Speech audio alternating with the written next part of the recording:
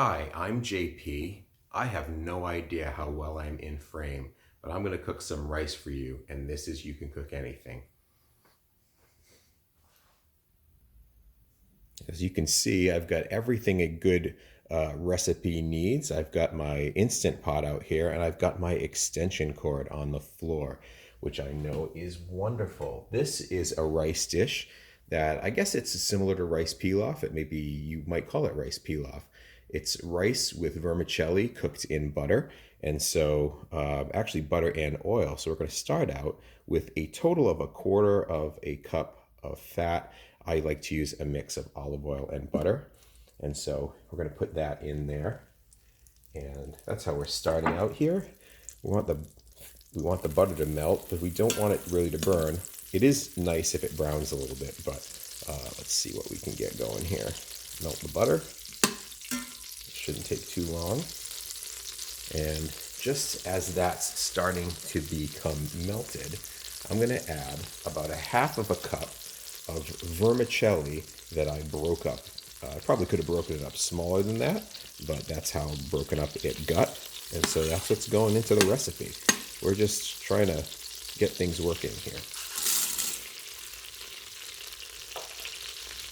So you dump the vermicelli in, and the point of the fat right now is to brown this good starchy vermicelli. And the point of the olive oil is to prevent the butter from burning quickly. You want to get the butter and the vermicelli a little browned here. So coat the vermicelli in the butter, and that should take maybe 2 to 3 minutes.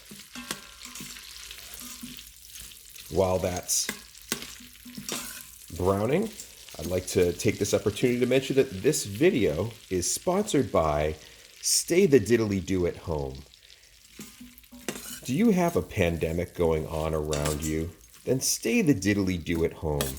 You'll keep your family safe, you'll keep yourself safe, and it's the patriotic thing to do. Stay the diddly do at home. Available not at stores, it's available at home. Okay, I'm going to pause the video while this browns a little bit so you don't have to watch that whole process.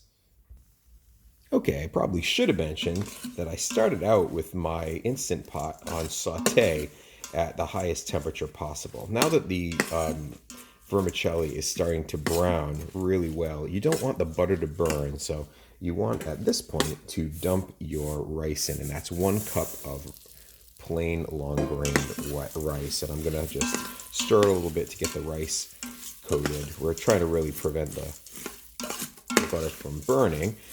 It smells amazing when it's brown, but you don't want to burn it because that doesn't smell very good.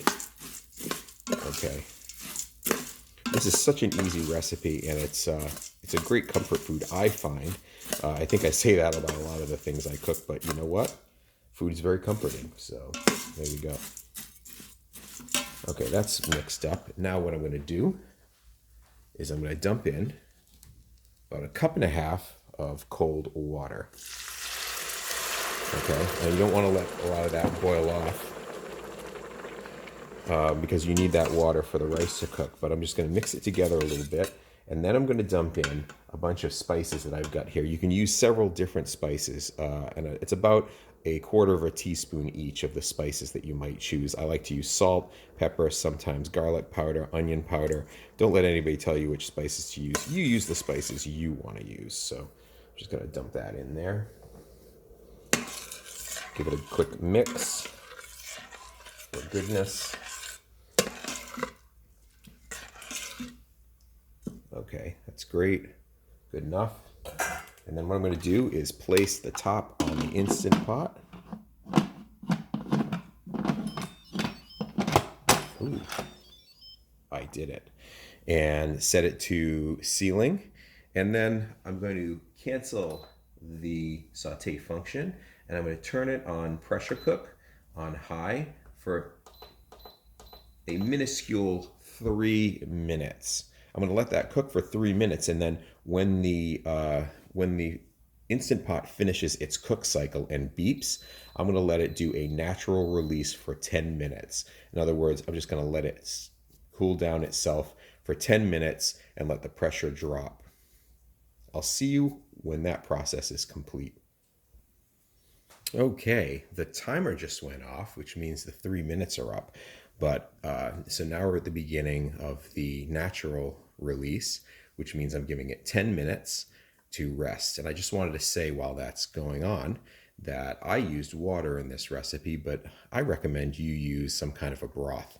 I was just doing this quite hastily, and so I didn't get a broth together. Okay, let's wait that 10 minutes. Okay, let's see how we did. Obviously, pressure has released. Okay. Looks like it needs to be stirred, that's for sure. Let's shake that out so it doesn't leak that much. And we're gonna stir it up, and oh, the rice looks perfect. Oh, the spices smell great. The browned butter smells amazing. Oh, this is a great side dish. So one of the things I want to do at the very end here is to add a little, maybe like about a half a teaspoon of dried parsley into there for some color. If you have fresh parsley chopped up, that'd be perfect. I do not have fresh parsley at the moment. We're working on whatever we had in the pantry when the lockdown hit, basically. Okay, so I'm gonna give this a taste off camera. You don't need to see my expression. You've already seen my acorns.